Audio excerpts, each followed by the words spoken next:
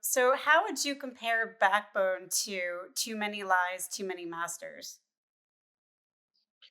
Um, well, I think is a step forward in terms of not only the musicality. I think we we try to go more straightforward in terms of the songwriting. I think the songs are more direct.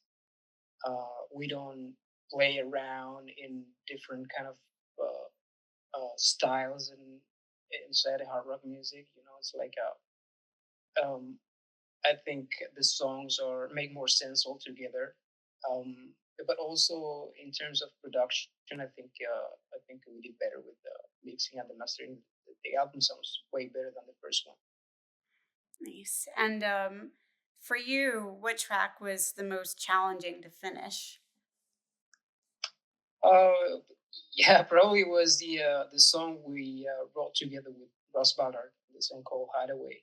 Um, because obviously you know Ross is a legendary songwriter. He wrote songs for many artists in the past. So when he got the demo for to work on it, you know, I really struggled to to reach the level of songwriting. But also because we had an issue actually with the at the end of the production, I wanted to have a guest guitarist for the solo, and I thought of my friend Kim Marcello.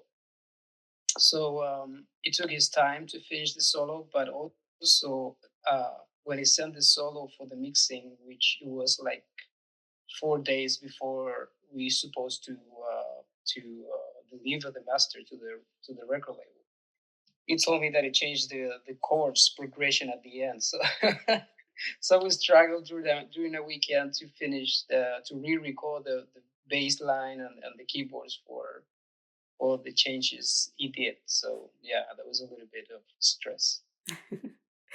I can really imagine you have quite a few guest artists on this album too.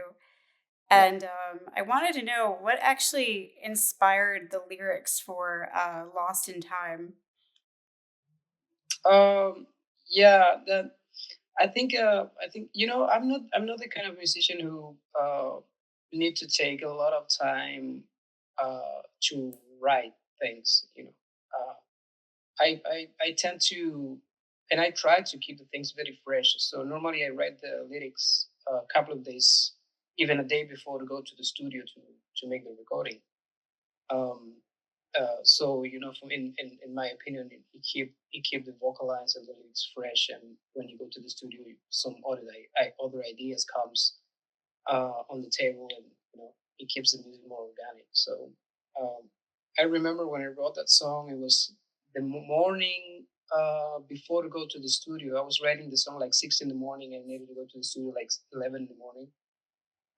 So I didn't have an idea uh, for the song, and I was actually thinking about um, at that time in the morning while drinking a coffee. I was thinking about you know all my career the last 10 years, and how sometimes uh, you sacrifice a lot of time for the music, and you lose precious moments with family, with friends, and for your own life. So that idea came to my mind, and I started to write the lyrics because of that.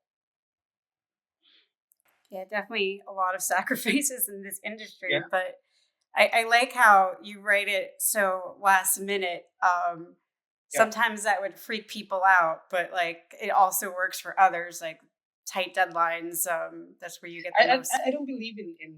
I mean, it's every musician works in a different way, of course, and I respect all of them. But you know, in my opinion, I don't think in how the music industry and the music business is built nowadays. I don't believe in that. You know, like I need 2 years to write a lyric. You know? And also because I believe in an organic way of make the music in the moment, how you feel in the moment while you're writing.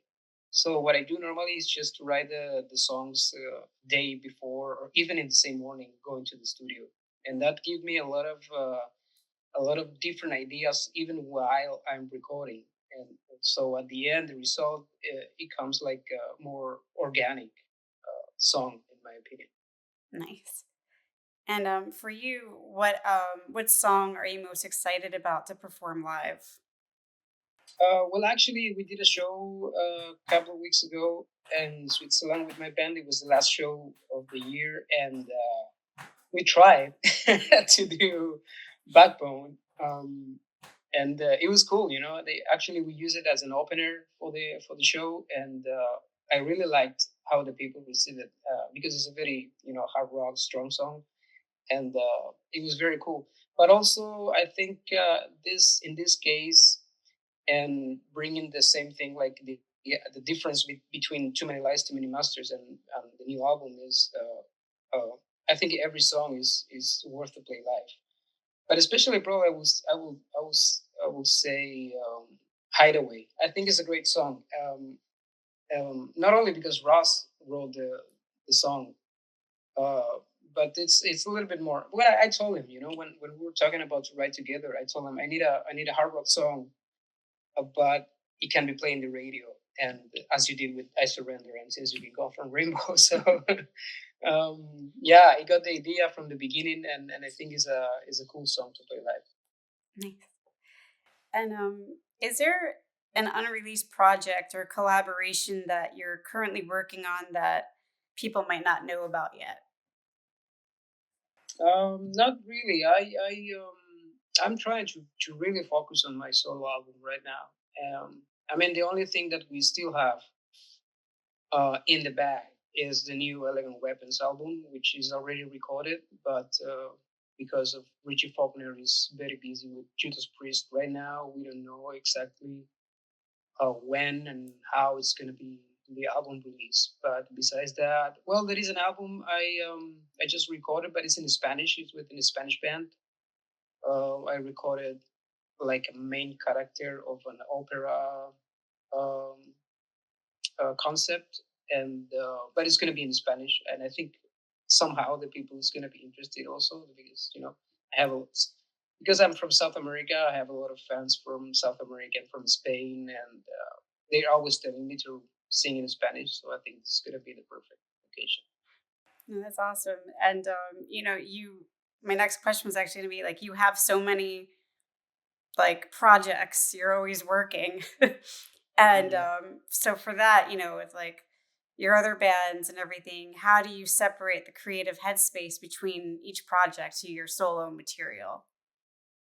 Well, I didn't have any problems so far because normally when I record a collaboration or I work with other musicians is I I never take care much about the songwriting process and the production process. So that's the big difference with my solo material because I'm in charge of everything, which is cool. You know, it's it's a lot of stress, I would say, but yeah, I mean my solo material is totally different because I'm the guy who needs to write the songs. I'm the guy who need to take care of the production and checking the mixings and the masterings and the artwork and all the details. So it's a way different from any other collaboration I did so far. And so here's where some fun questions come in. Okay. If Eternally was turned into a horror movie, who would you cast as Dracula? Well, probably myself. No, I don't know. Actually, it's funny because the idea came from is the same situation. You know, I needed to go to the studio that morning to record a song. I think it was the last day of recording the vocal sessions, and there was the last song I supposed to record, and I didn't have a lyric. And the night before, I was watching this Dracula Untold on Netflix, and so I was thinking about that, but I didn't know exactly how to write about it. And then suddenly I was in the place that I write, which is a room here where I have it's like an Irish pub, so I have all my books and music there. And it was this book Dracula from Bram Stoker that my wife gave me for my birthday because it's a special book because it's in Romanian. So so I just remember the movie I watched last night, the night before, and then I saw the book and I said, okay, I'm gonna write about it, but in a different way, because the song is about Dracula, but it's from his point of view, like how he's suffering being that character. So I think I will take the same actor. I don't remember his name, but I think that's a great movie because it shows the suffering and the sacrifices that Dracula need to do to be Dracula, which is very cool. I will probably check that show out or the movie, whichever Netflix. Oh, looking. I did some movie. I think it's called Dracula Untold. Okay. All right. So it's a movie. All right. Yeah. I'll Yeah, check that one out. pretty cool. Yeah. Now we are in October, so it is the Halloween spooky season. So, do you believe in the paranormal, and have you had any experiences of your own? Oh yeah, absolutely. Absolutely. I believe in everything that. I mean, I experienced many things in the past. Also, I grew up in a family, in a religious family. All my family they were Protestant, and they tend to deal with spiritualism in a different way that Catholic Church, for example. So you sometimes you have some very weird experiences, and I mean, e even when I don't believe in God, as everybody believes, I believe in energy, and I had some experiences in the past with some strange situations that I cannot explain, and yeah, definitely. I wouldn't say that this is a demon or this is a ghost or this is but definitely something around us, at least some energies that sometimes interact with us in a strange ways. Yes, there's definitely a lot of weird things out there, and I like how you Yeah, said that. You can't say if it's a ghost or a demon. It's an unexplained energy. yeah, yeah. um, Now, what song for you in your entire career do you wish you got more recognition? Well, I mean, especially the songs that I wrote way before my solo albums, and like with Lords of Black, I did like 3 4 songs, and there was that time when I was not too much involved in the songwriting process for the bands, but I wrote a couple of songs that, especially in the first and the second album of Lords of Black, that is a kind of a concept between the 2 songs in 2 different albums. They told the same story about Houdini, and yeah, I would love to people that to check that out because it's a very interesting story. One song in the first album, the second song in the second album, and yeah, that would be one. And I would say the second one would be actually the song I wrote with Michael Schenker for the second album we did together, which is "Sail the Darkness." Um, because yeah, I think it's because Michael is always releasing new albums every year, so that people tends to forget the previous album. Um, but it was a cool song to write together, and then also that song became in a single for his album, and then also bring him back to the charts on the radios in Germany after many years. So I think it was like a kind of a milestone of his career, and also for me because I can say that I wrote a song with Michael Schenker. That is awesome. Yes. And for inspiration, what was the last book or movie that inspired you to write? I mean, I know you mentioned Dracula, but any other books or films? Oh well, yeah. I mean, yeah. I always tend to remember movies if I need to write a lyric. It gives me a lot of inspiration, actually.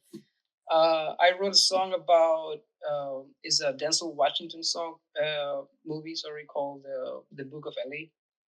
I wrote a song about that a few years ago. Um, these songs I was talking about with Lords of Black is because of a movie about Houdini. I don't remember how's it called. This actor who plays Wolverine. Uh, I don't remember his name, but he did a movie about Houdini also many years ago, and that gave me the idea to write these two songs with Lords of Black. So yeah, I'm always watching movies and series. So um, I always take inspiration from movies. So Wolverine from like the X-Men series. Yeah, but I don't remember how's it called, the actor. I don't remember I his know name. his name, but I'm not. I'm drawing a blank too. Yeah, I'll probably like edit it for like in parentheses yeah. what He his did a name movie is. about Houdini, and I think it's also Christian Bale on the movie. The Um, Prestige. yeah, that one Okay, exactly. because Yeah, the Prestige. there was Prestige and Illusionist that came out around the Yeah, same yeah. time. So Okay. yeah, actually, I wrote two songs about that movie. The first song is called "Smoke and Mirrors," um, and the second song is called "The Art of Illusions." So the two songs are in two different albums, but they are related together on the same story. So yeah. Awesome. And my last question for you is that bringing back to the album, is there anything else that you want to say or add about the record that you want to let your fans know? Yeah, well, just to say that I think the people gonna like the album. For me, it feels like it's a big step forward in terms of songwriting and production. I think it's a way better album than the previous one. Do I really like the first one, of course, but I think this one is way better, and just looking forward to for the people to listen to it.